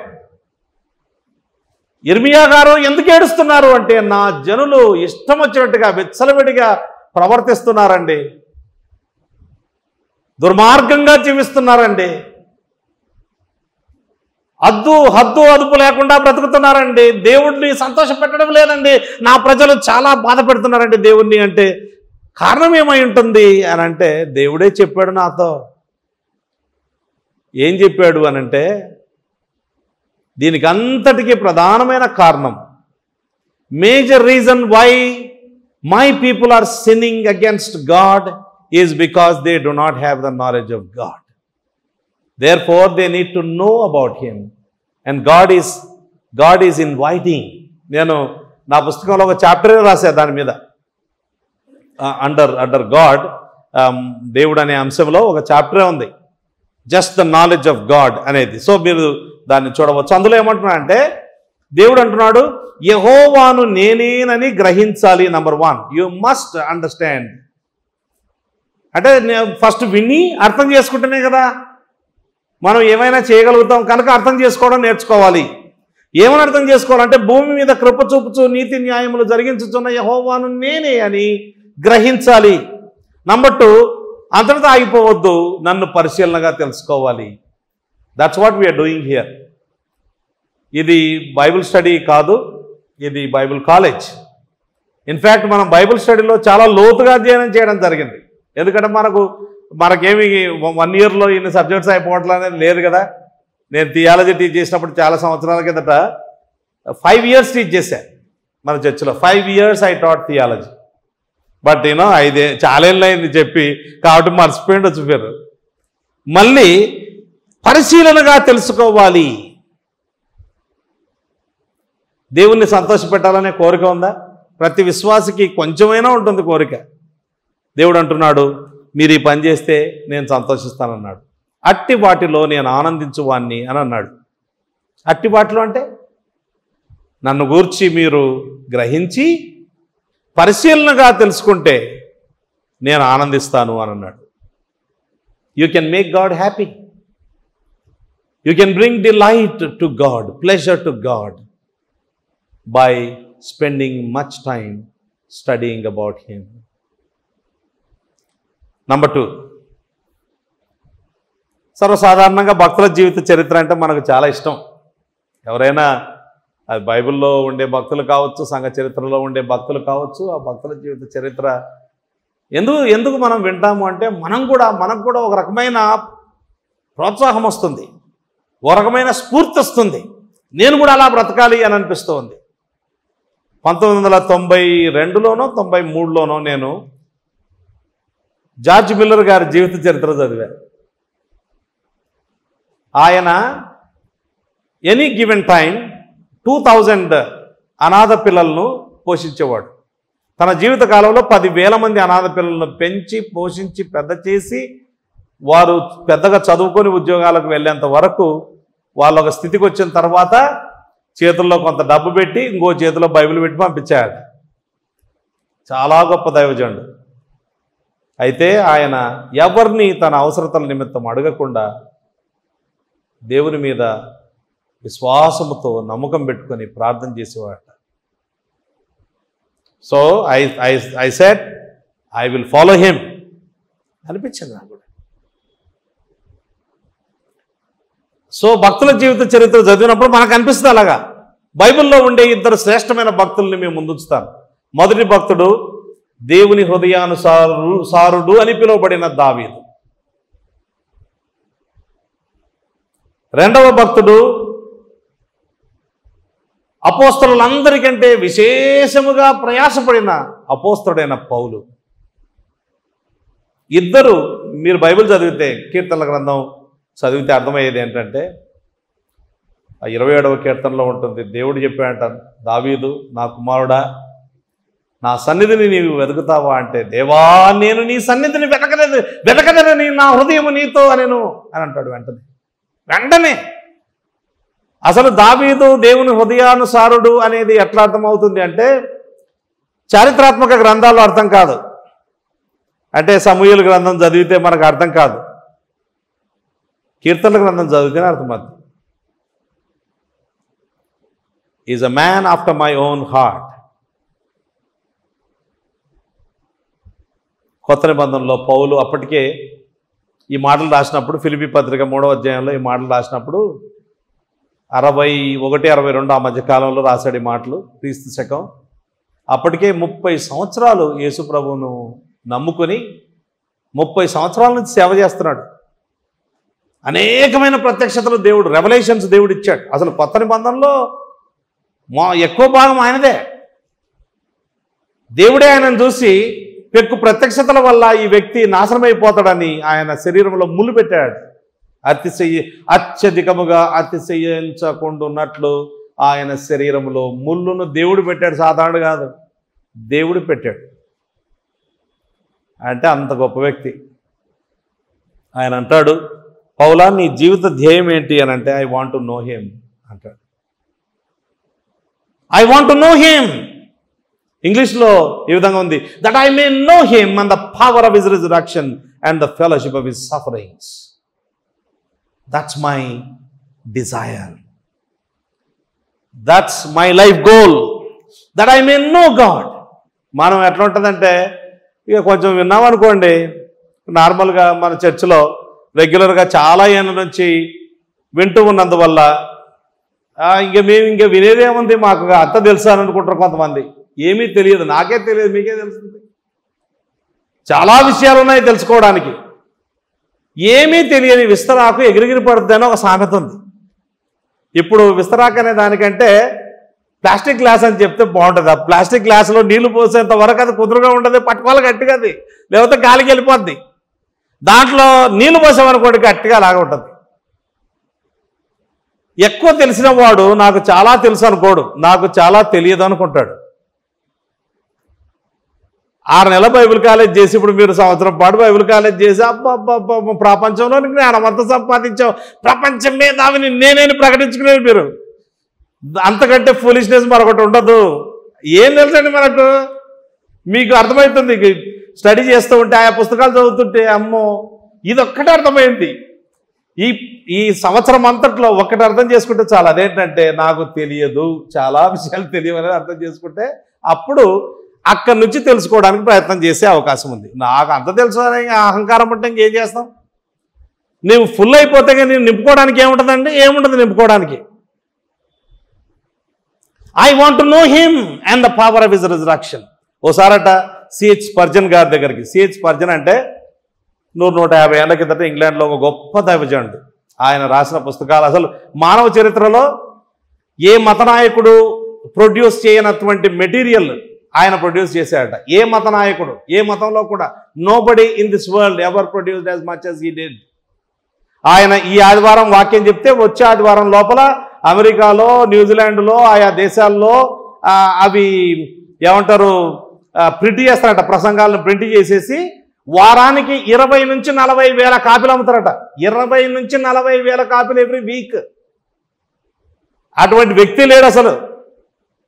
అంత గొప్ప దైవజనుడు. వారానికి 5 పుస్తకాలు, ఇంతింతలా పుస్తకాలు చదివేవాడట. సబ్స్టాన్షియల్ బుక్స్ అంటే ఇప్పుడు నోయింగ్ గాడ్ అనే పుస్తకం ఉంది కదా, అలాంటి పుస్తకాలు వారానికి 5 చదివేవాడు. తన 50వ ఏట 66 సంస్థలకు హెడ్గా ఉండి నిర్వహిస్తూ ఉన్నాడు. 50 ఏళ్ళ వయసులో 66 సంస్థలను నడిపించాడు. వెరీ అన్యూజువల్ పర్సన్ ఆయన. ఆయనట అనేక సార్లు బైబిల్ చదివిన తర్వాత ఎవరో విలేకరు వచ్చి, ఒకసారి బైబిల్ పూర్తిగా చదివిన తర్వాత మీరు ఎంత నేర్చుకున్నారంటే, పసిఫిక్ మహాసముద్రంలో చిటికెన వేలు పెట్టేసి బయటికి తీస్తే ఎంత నీరు వస్తుంది? ఒక చుక్క నీరు వస్తుంది. అట్లా 300 చుక్కలో లేదా 200 చుక్కలో నేను ఇంతవరకు నేర్చుకున్నాను అన్నాడట. అది కరెక్ట్ దృక్పథం. ఆయనే అంత మాట చెప్తే మా నాటోళ్ళు చుక్కలలో ఏం చెప్పాలో నాకైతే అర్థం కావట్లేదు. ఏం చెప్పగలుగుతాం చెప్పండి? ఏమి తెలుసని మనకు అహంకారం, ఏమీ తెలియదు, చాలా విషయాలు తెలియవు. మిడిమిడి జ్ఞానం అంటారు. ఊరికే ఏమంటారు చిన్న చిన్న ముక్కలు, ఆడవ ముక్క, ఈడవ ముక్క, ఆడవ ముక్క తెలుసుకొని ఇంకా ప్రపంచంలో నన్ను మించడం మేధావి లేడని అనుకుంటున్నారు. రాంగ్. తర్వాత యోహాను సువార్త 17:3లో ఈ విధంగా రాయబడింది, ఒక వ్యక్తి రక్షణ పొందాలంటే కనీస దేవుణ్ణి కూర్చిన కనీస జ్ఞానం ఉండాలి. కనీస జ్ఞానం అంటే థియాలజీ సర్టిఫికెట్ కాదు. ఇప్పుడు మీకు అమ్మో ఈ సర్టిఫికెట్ వచ్చేంత వరకు మాకు రక్షణ కూడా లేదేమో అనుకునేది మీరు. అదేం కాదు. యోహాను సువార్త 17:3 అద్వితీయ సత్యదేవుడమైన నిన్నును నీవు పంపిన యేసుక్రీస్తును ఎరుగుటయే నిత్య జీవం అని వ్రాయబడింది. This is eternal life that they may know the the only true God and Jesus Christ whom thou hast sent.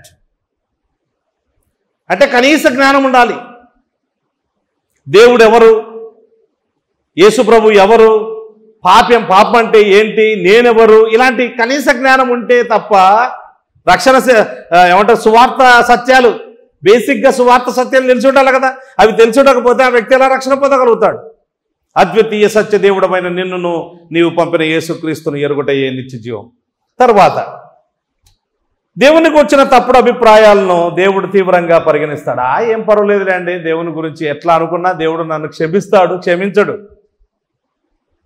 అంటే నీవు వచ్చి మారుమనసు పొందమని చెప్తున్నాడు ఆయన. ఊరికనే నువ్వు ఏమంటే ఎట్లాగంటే అట్లాగా దేవుని గురించి ఆలోచన చేసి బైబిల్లో ఉండే దేవుడు ఇలా ఉన్నాడని నేను అనుకుంటున్నాను అని అంటే కుదరదు.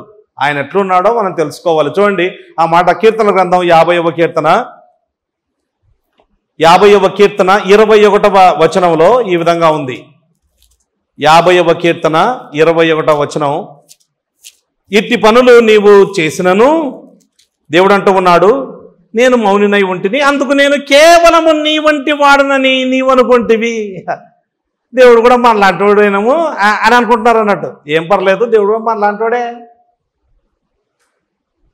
అయితే నీ కనుల ఎదుట ఈ సంగతులను నేను వరుసగా ఉంచి నిన్ను గద్దించేదను.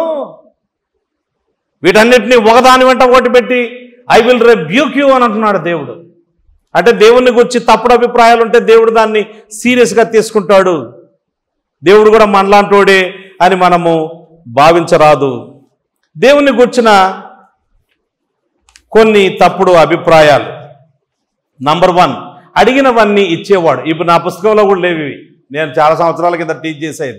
అడిగినవన్నీ ఇచ్చేవాడు. అడిగినవన్నీ ఇస్తే నాశనం అయిపోయిండే వాళ్ళం ఈ వేళకు, తెలుసా? అడిగినవన్నీ ఇస్తే నాశనం అయిపోయిండే వాళ్ళం. బిల్లీ గ్రాహం భార్య రూత్ బెల్ గ్రాహం, ఆమె యవన ప్రాయంలో ఉన్నప్పుడు ఆయా యవనస్తులు చూసి ఈ అబ్బాయిని నేను పెళ్లి చేసుకుంటే బాగుంటుందని దేవా ఆ అబ్బాయిని నాకు ఇవ్వని ప్రార్థన చేసిందట. అట్లా 7 అయిపోయారు. ఆ తర్వాత బిల్లీ గ్రాహం వచ్చాడు. ఆమె ఏమని రాసిందంటే, నేను చేసిన ప్రార్థనలన్నీ దేవుడు వినుంటే I would have ended up marrying 7 wrong different individuals. 7 సరికాని వ్యక్తులు నేను పెళ్లి చేసుకుని ఉండేదాన్ని. మనము ఎన్నెన్నో ప్రభు నా ప్రాణం తీసేయి ప్రభు అంటే అప్పుడే తీసేసి క్లాస్కి అటెండ్ అయి ఉండేవాళ్ళమ్మ. మనం ఎన్నోసార్లు చేసి ఉండొచ్చు కొంతమంది అలాంటి ప్రార్థనలు. నో నో నో దేవునికి తెలుసు. అడిగినవన్నీ ఇస్తే మనం నాశమైపోతాం. మనమే ఏం మన పిల్లలకు అడిగినవన్నీ ఇస్తామా? వాళ్ళకి ఏం అవసరమో, ఏమి హెల్తీగా ఉంటాయో అవి మాత్రమే ఇస్తాం. రెండవది, దేవుణ్ణి గురించి ఏమనుకుంటున్నారంటే God is like a hotel room bye.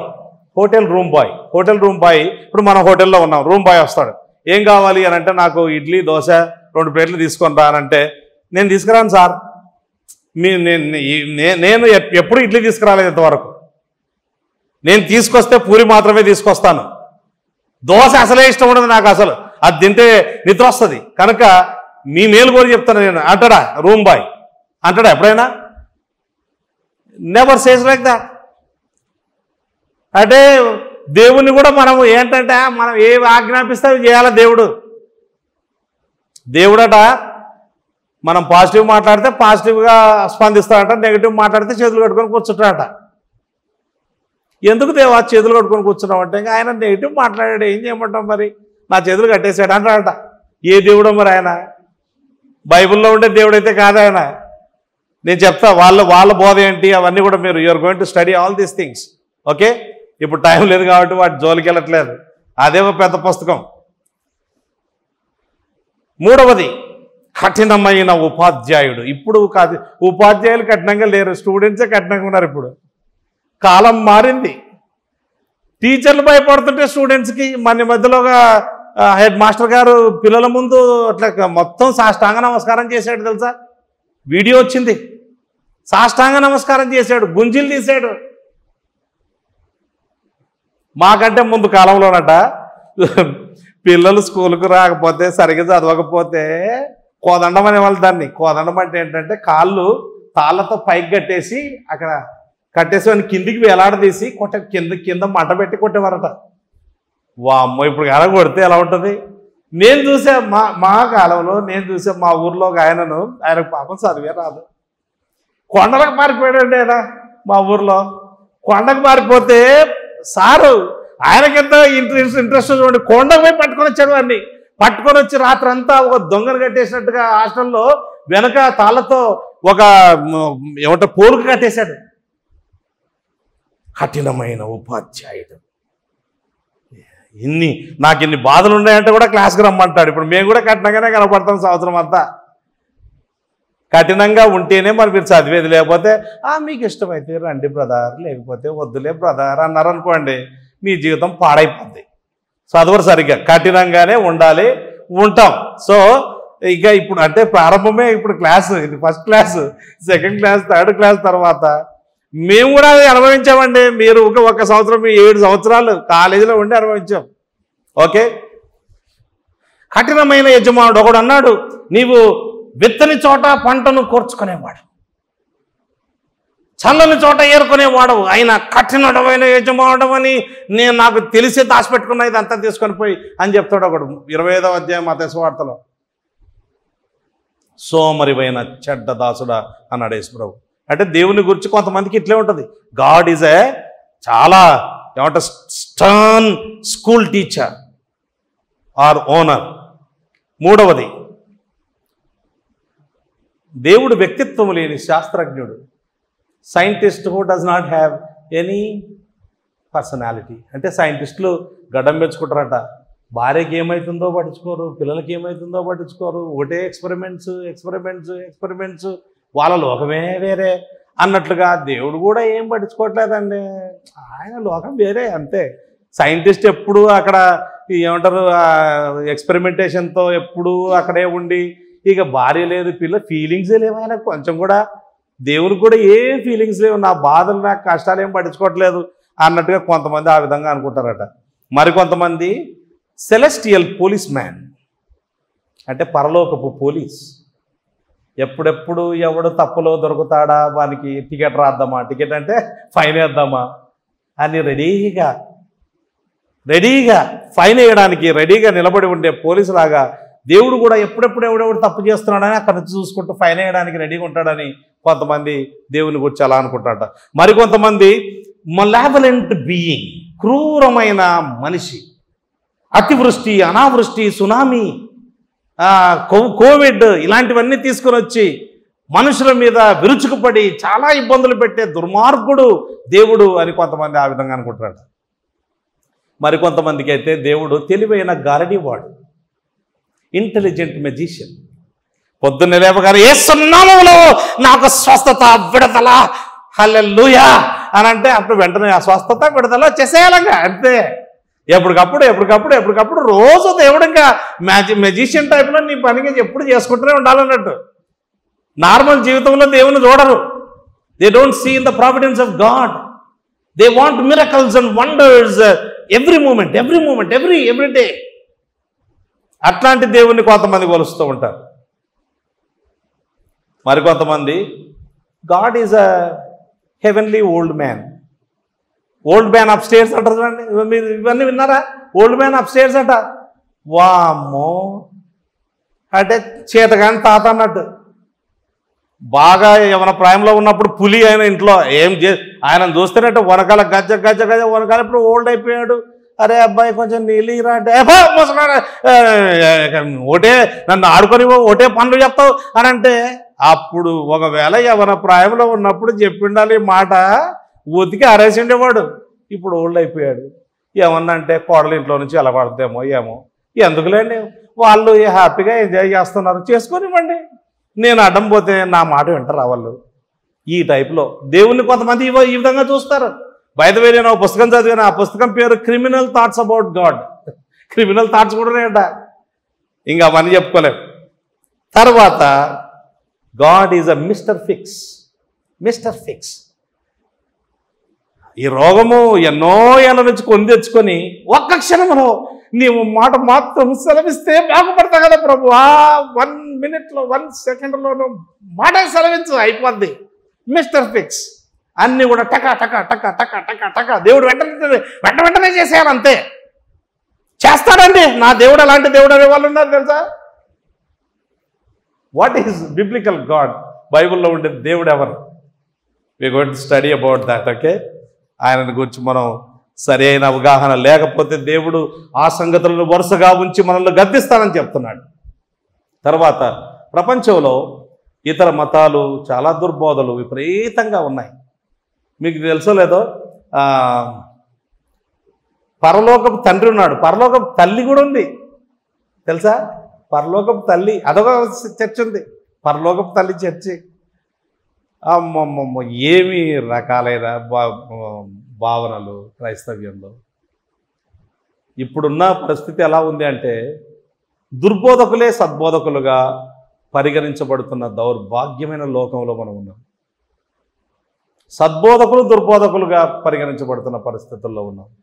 కనుక you should really carefully study about God, very important.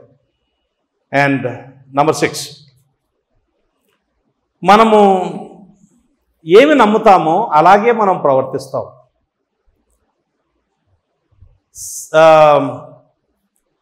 ఏడబ్ల్యూ టోషర్ ఏమన్నాడంటే, one cannot or no one can consistently behave against his belief. అప్పుడప్పుడు తాను నమ్మిన సిద్ధాంతానికి వ్యతిరేకంగా జీవించవచ్చు, కానీ కన్సిస్టెంట్గా జీవించడం సాధ్యం కాదు. Either you change your theology or change your life. ఎంత మంచి మాట ఇది! మన జీవితం సరిగ్గా లేకపోతే మంచి బోధన మనము నేర్చుకుంటే మంచి ప్రవర్తన వచ్చే అవకాశాలు 100% ఉన్నాయి. You cannot consistently behave against your beliefs. Your beliefs will determine your behavior. నీ నమ్మకాన్ని బట్టి నీ ప్రవర్తన ఆధారపడి ఉంటుంది. మనము వాస్తును నమ్మామనుకోండి, మన ఇల్లు వాస్తు ప్రకారమే కట్టుకుంటాం. వాస్తును నమ్మలేదనుకోండి, ఎట్లా కట్టుకుంటాం, మనకి ఎట్లా మంచిగా అనిపిస్తే అలా కట్టుకుంటాం. నల్ల పిల్లి అడ్డం వచ్చింది అనుకోండి, మనం ఏదైనా మంచి పని మీద పోతున్నాం, పిల్లి అడ్డం వచ్చింది, పిల్లి అడ్డం వస్తే అపశకునం అనుకున్నాం. లేదా విధవరాండ్లు వస్తే అపశకునం అనేది ఉంది కదా మన దేశంలో. అది నీవు నమ్మితే నువ్వు పెళ్లి చూపులకు వెళ్తున్నావు అనుకోండి, నీ కొడుకో కూతురుకో పెళ్లి చూపులు చూడడానికి వెళ్తూ ఉన్నావు, విధవరాలు అడ్డొచ్చింది, ప్రైజ్ ది లార్డ్ అమ్మ అనేది క్రిస్టియన్స్ అని మీరు మళ్ళీ ఆమె క్రిస్టియన్, ప్రైజ్ ది లార్డ్ అమ్మ. అమ్మ పోదు, మొత్తానికి ఈ టైంలోనే రావాలా? అపశకునం. అసలు పెళ్లి బట్టలు కొనడానికి కూడా తీసుకెళ్ళరండి క్రిస్టియన్స్ కూడా. మన చర్చిలో దాన్ని బ్రేక్ చేయాలని చెప్పే నేను ప్రయత్నం చేస్తున్నాం. తండ్రి చనిపోతే తల్లిని తీసుకురారు, చిన్నమ్మ చిన్నాన్న ముత్తైదువులు మాత్రమే తీసుకొని వస్తారు ఇప్పటికీ క్రిస్టియన్స్ కూడా. You behave because of your belief system. నీ బిలీఫ్ సిస్టమ్ బాగుంటే బిహేవియర్ కూడా బాగుంటుంది. కనుక ఏం బిలీఫ్ సిస్టమ్? ఇదే belief system.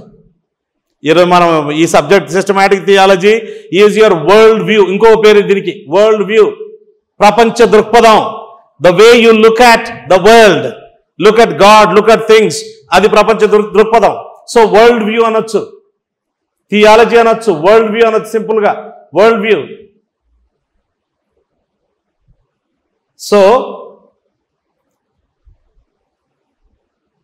no one can consistently behave against his beliefs. దీన్ని రుజువు చేయడానికి ఒక క్రైస్తవ విద్యావేత్త, ఆయన పేరు doctor Glenn Schulz. Kingdom education అనే పుస్తకంలో ఆయన ఈ విధంగా రాశాడు. కింగ్డమ్ ఎడ్యుకేషన్ పుస్తకం పేరు ఈ విధంగా రాశాడు. అట్ ద ఫౌండేషన్, బాగా వినండి, at the foundation of a persons life we find his beliefs. These beliefs shape his values and his values drive his actions. అంటే ఒక మనిషి యొక్క జీవిత పునాదిలో ఆ వ్యక్తి యొక్క నమ్మకాలు కనపడతాయి. ఆ నమ్మకాలు ఆ వ్యక్తి యొక్క విలువలకు రూపుదిద్దుతాయి. ఆ విలువలు ఆ వ్యక్తి క్రియలు చేయడానికి ప్రోత్సహిస్తాయి, డ్రైవ్ చేస్తాయి. At the foundation of a person's life, we find his beliefs, and these beliefs shape his values, and his values drive his actions. అక్కడ ఒక ఏమంటారు బొమ్మ ఉంది. అందులో అదృశ్యమైనది దృశ్యమైనది అని 2 భాగాలు ఉంటాయి. మన నమ్మకాలు ఫౌండేషన్ కనపడతాయి, ఈ బిల్డింగ్కి కనపడదు. మన నమ్మకాలను బట్టి మన ప్రవర్తన ఉంటుంది. ఎందుకు పలాని వ్యక్తి పలాని విధంగా ప్రవర్తిస్తున్నాడు, ఎందుకు నల్లవాళ్ళని చూస్తే చిన్న చూపు ఆ వ్యక్తికి అంటే ఆ వ్యక్తి నమ్మకాలు అట్లాంటివి ఉన్నాయి. నల్లవాళ్ళంటే కొద్ది చీపు.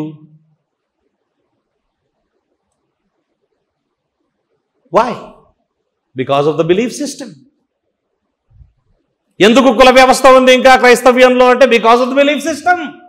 1వ అధ్యాయం ఆదికాండం ఇట్లా బైబిల్ తెరవగానే ఫస్ట్ పేజే ఫాలో కాలేదు. ఫస్ట్ పేజీలో రాశారు 26, 27, 28 అధ్యాయాల్లో దేవుడైన యెహోవా నరులను తన స్వరూపమందు తన పోలిక చొప్పున సృష్టించాడు, స్త్రీని గాను పురుషుని గాను వారిని సృష్టించి ఆశీర్వదించాడు. నీవు మనిషివైతే నేను మనిషినైతే ఎంత గౌరవం అంటే మనము దేవుని స్వరూపమందు దేవుని పోలిక చొప్పున సృష్టించబడ్డాం. ఇది క్రిస్టియానిటీ. ఇక కుల వ్యవస్థలో అట్లా ఉండదు కదా. ఒకడు తక్కువ, ఒకడు ఎక్కువ, ఒకడది ఒకడిది. అన్ని పెళ్ళిళ్ళ దగ్గరికి రాగానే మా కులములే, కాకపోతే ఏంటంటే కన్వర్టెడ్ క్రిస్టియన్స్ అయి ఉండాలి. ఏం వాడికి ఉన్నది, ఆ అమ్మాయికి ఉన్నది, వీళ్ళకి లేనిది ఏముంది చెప్పండి. We have not understood the first page of the Bible. మారలేదు. I believe it so whole heartedly. ఖచ్చితంగా నమ్ముతాను. నాకు కుల వ్యవస్థ నా మైండ్లో లేనేలేదు. ఇప్పుడుగా పెళ్ళికి ముందే నేను నా భార్య కులం ఏంటో ఎన్నడూ అనుకోలేదు. నో కులం. మా మామ కూడా చాలా గౌరవంగా చెప్పుకుంటాం. మా మామ కులం చూడలేదు. మా మామ కులం వేరు, మా అత్త కులం వేరు, నా భార్య వేరు, నేను వేరు. We don't care because we believe that human beings are made in the image of God. What an honour it is. ఎంత గౌరవం అండి. మళ్ళీ అట్లాంటి హీనమైన దశకి వెళ్ళిపోవడం అనేది ఎంత ఘోరమైన విషయం. At the foundation of a persons life we find his beliefs, and these beliefs shape his values, and his values drive his actions. దీని మీద ఒక సర్వే జరిగింది. ఈ సర్వే చెప్పి నేను ఇంక 2 మాటలు చెప్పి ముగిస్తాను. ఓకే, ఇది మధ్యలో ఆపడానికి ఉండదు. సర్వేలో ఏంటంటే 3700 మంది రెగ్యులర్గా చర్చికి వెళ్ళే యవనస్తులు. వీళ్ళు చర్చికి వెళ్ళని పనికిమాలిన కాదు, చర్చికి రెగ్యులర్గా వెళ్ళే యవనస్తులు. కానీ వాళ్లకు బైబిల్ డాక్టర్స్ తెలియదు. మోరల్ ప్రీచింగ్స్ వింటున్నారు. మోరల్ ప్రీచింగ్, మనం ఇట్లుండాలి అట్లుండాలి, ఇదేగా ఏ వారం చూసినా ఇట్లుండాలి అట్లుండాలి, కానీ డాక్టర్నల్ ప్రీచింగే లేదు. సో అలాంటి వాళ్ళలోనట సర్వేలో తేలింది ఏంటంటే they lakh basic biblical belief system. This is another word. Biblical belief system, theology, world view అన్నీ ఒకటే. Okay, they lakh it. అలాంటి వాళ్ళట 225% more likely to be angry with life. 225% జీవితంపై కోపం చూపే అవకాశం ఎక్కువ, 216% చిరాకు పడే అవకాశం ఎక్కువ, 210% జీవితంలో ఉద్దేశలేమి ఉండే అవకాశాలు ఎక్కువ. Lakh purpose in life. అసలు ఎందుకు బతుకుతున్నామో తెలియదు, ఎందుకు చదువుతున్నామో తెలియదు, నేను దేవుడు నన్ను ఎందుకు భూలోకంలో పెట్టాడో తెలియదు. They lack purpose. ఎంత percent? 210%. 200% more likely to be disappointed in life. ఇవి వైఖరులు, వీటిని కార్యరూపం చేశారు, యాక్షన్స్గా మార్చితే అందులో 36% మంది స్నేహితులకు అబద్ధాలు చెప్పే అవకాశం. ఎవడైనా సత్యం చెప్తే స్నేహితులకే చెప్పుతారు, బట్ స్నేహితులకే అబద్ధం చెప్పే అవకాశం 36% ఉందంట. రెగ్యులర్ చర్చ్ గోయింగ్ కిడ్స్, బయటల గురించి మాట్లాడడం లేదు మనం. రెగ్యులర్గా చర్చికి వెళ్ళే పిల్లల పరిస్థితి ఎంత దయనీయంగా ఉంటే బయటి వాళ్ళ పరిస్థితి అలా ఉండాలో ఊహించుకోండి ఒకసారి. 48% కాపీలు కొట్టే అవకాశం ఉందట పరీక్షల్లో. 200% దొంగలయ్యే అవకాశం ఉందట. 200% దొంగతనం చేసే అవకాశం. నీ పిల్లలు దొంగలవుతారేమో జాగ్రత్త. 200% ఇతరులను భౌతికంగా గాయపరిచే అవకాశం ఉందంట. 200% more likely to physically hurt somebody. ఫిజికల్గా ఏమన్నా మాట్లాడితే కొట్ట రావడమే అంతేగా. 200% more likely to physically hurt somebody. చివరికి నిన్నే కొట్టే అవకాశం కూడా ఉంది. 300% more likely to use illegal drugs. చట్టవిరుద్ధమైన మత్తు పదార్థాలను సేవించే అవకాశం 300%, 600% more likely to attempt suicide. Not commit suicide, attempt suicide. First అటెంప్ట్లోనే చాలామంది చావరట. చాలాసార్లు ట్రై చేస్తేనే కానీ సక్సెస్ఫుల్ గారు. దేవునికి స్తోత్రం. అట్లా ఫస్ట్ సారే అయ్యింటే మరి ఇక్కడ కొంతమంది ఉండేవాళ్ళు గారేమో. సో దేవునికి స్తోత్రం. It doesn't happen that way. 600% more likely to attempt suicide. అర్థమవుతుందా అండి? థియాలజీ ఎవరికి చెప్పండి ఇప్పుడు? ఎవరికి థియాలజీ? పాస్టర్లకా? నాకు థియాలజీ కావాలి, నా పిల్లలకు థియాలజీ కావాలి. లేకపోతే రెగ్యులర్గా చర్చికి వెళ్ళినా పెద్దగా వారిలో మార్పు ఉండదు. Because most of them are చాలా చోట్ల ఇక్కడ మన దగ్గర వీఆర్ డాక్టరల్ ప్రీచింగ్స్ చేస్తాం మనం, ఇక్కడ హెవీ థియలాజికల్ స్టఫ్ చెప్తాం ఇక్కడ. కానీ చాలా చోట్ల అబ్రాహాము విశ్వాసమును మనం కూడా వెంబడించాలి. ఇదే ఉంటుంది. ఇంకా ఏ వారం చూసినా కానీ నైతిక విషయాలు మాత్రమే చెబుతూ ఉంటారు. దాన్ని మోరల్ ప్రీచింగ్ అంటారు. మోరల్ ప్రీచింగ్ చేసి ఎన్ని సంఘాలు నాశనం అయిపోయావు మనం చూస్తున్నాం ఈరోజు. చింపిరిగుడ్డల్లాగా మారిపోతూ ఉన్నాయి. Because there is no basic biblical belief system. ఇప్పుడు చెప్పండి, ఇది అవసరమా? మనకు అవసరం. మీకు మాత్రమే కాదు, ఈ విషయాలపై మీరు చెప్పాలి పిల్లలకు. ఓకే, ఈరోజు అసైన్మెంట్ ఏంటంటే మీరు నేర్చుకున్న ఈ విషయాలు ఈ వారంలో ఎవరికైనా ఒకరికి చెప్పండి. కొన్ని విషయాలు ఎంతైనా మనము నేర్చుకున్న విషయాలు చెబితేనంట 95% జ్ఞాపకం పెట్టుకుంటామట. 95% ఊరికే విని అలాగే వదిలిపెట్టేస్తే మీరు ఏం జ్ఞాపకం పెట్టుకోరు. 48 hours తర్వాత most of it is gone. You don't remember them. So మీరు ఏం చేయండి అంటే మీ పిల్లలకే చెప్పండి, లేదా ఇంకొకరికి చెప్పండి, ఎవరికొకరు ఫోన్లో చెప్పండి, మీ పేరెంట్స్కి చెప్పండి, ఓల్డ్ పేరెంట్స్కి చెప్పండి, ఏం పర్వాలేదు. Say something. ఇది టీచ్ చేయండి మీరు. లేదా మీరు ఒక చిన్న బైబిల్ స్టడీ 2-3 కలిసి బైబిల్ స్టడీ చేయండి. నేను ఇప్పటికీ కూడా 4 వచ్చిన బైబిల్ స్టడీ చేస్తా, 1 వచ్చిన చేస్తా, సేమ్ స్టఫ్ టీచ్ చేస్తా. 1 వచ్చారు 3 వచ్చారని తక్కువ చేయడం ఉండదు. I never do that. I teach the same thing. నేనేం సిద్ధపడన్నా అదే చెప్తాను. ఇన్నేళ్ళ నుంచి చేస్తున్నా, నేను ఇంతమందికి అయితే చెప్తా అని అట్లాంటి ఆలోచనే రావద్దు మనకు. ఒక్కరికే చెప్పడానికి నేర్చుకోవాలి. So take time and teach others. Okay, నా మన జీవితంలో ఆధ్యాత్మిక శక్తిని తిరిగి పొందుకోవాలంటే కూడా దైవ జ్ఞానం కావాలి. They that know their God shall do exploits అని ఉంది. తమ దేవుని ఎరుగు వారు శూర కార్యాలు జరిగిస్తారు, బలమైన కార్యాలు జరిగిస్తారు. దానియేలు గ్రంథంలో 11:32 ఈ మాట మనం చూస్తాం. కనుక దేవుని కోసం బలంగా లేము, బలహీనంగా ఉన్నాము అని అంటే మనం చేయాల్సిన విషయం ఏంటంటే you must know more about God. And అలా తెలుసుకునే కొద్దీ, నేర్చుకునే కొద్దీ, దాన్ని ఆచరణలో పెట్టే కొద్దీ నీవు బలవంతుడవుతావు, ఆధ్యాత్మికంగా బలవంతుడైపోతావు. ఎలా నేర్చుకోవాలి? 2 మాటలు చెప్పి ముగిస్తాను. బైబిల్ గ్రంథాన్ని ఆధారం చేసి నేర్చుకోవాలి. ప్రార్థనాపూర్వకంగా నేర్చుకోవాలంటే ప్రార్థన. దేవా, నీ ధర్మశాస్త్రంలోని ఆశ్చర్యకరమైన సంగతులు చూచినట్లు నా మనోనేత్రములు వెలిగించుము అని ప్రార్థన చేస్తూ చాలా తీవ్రంగా దేవుణ్ణి అడుగుతూ మనం నేర్చుకోవాలి. వినయపూర్వకంగా నేర్చుకోవాలి. సాత్వికమైన మనస్సుతో దేవుని వాక్యాన్ని అంగీకరించాలి. వినయం చాలా అవసరం. వినయం లేకుండా నాకు అహంకారం ఉందంటే దేవుడు అహంకారాలను ఎదిరిస్తాడండి. విరోధి అయిపోతాడు. విరోధితో ఏం మాట్లాడతాయన? మాట్లాడు. విరిగి నరిగిన హృదయము వినయ మనస్సు గల వారి యొద్ద ఆయన నివాసము చేయనని రాయబడింది. కనుక ఆ తగ్గింపు ఉంటే తప్ప ఎవరు కూడా నేర్చుకోలేరు. వినయముతో మనం నేర్చుకోవాలి. తర్వాత సద్బోధకుల సహాయంతో నేర్చుకోవాలి. నా అంతటి నేనే మోకాలు దండేసి ప్రార్థన చేస్తాడు, దేవుడు తెలియజేస్తాడు అంటే కాదలాగా. బైబిల్లో దేవుడు నిర్ణయించాడండి. దేవుడు కొందరిని బోధకులుగా నియమించను అని వ్రాయబడింది. అందరూ బోధకులా? ప్రశ్న, జవాబు నో, అబ్సల్యూట్లీ నాట్. కొందరు మాత్రమే బోధకులు. బోధకులను దేవుడు నియమించాడు. దేవుడు సంఘంలో కొందరిని అపోస్తలు గాను, కొందరి ప్రవక్తలు గాను, కొందరిని సువార్థికులు గాను, కొందరిని కాపురులు గాను, ఉపదేశకులు గాను నియమించాడు. వారు సంఘానికి క్షేమాభివృద్ధి కలగజేస్తారు. సంఘం పరిచర్య ధర్మం జరిగిస్తుంది. అది దైవ నియామకం. ఎవరైతే నాకు డైరెక్ట్ దేవ మాట్లాడితే డైరెక్ట్ మాట్లాడలేకపోతే మాట్లాడొద్దు అని అంటే దాని అర్థం ఏంటో తెలుసా?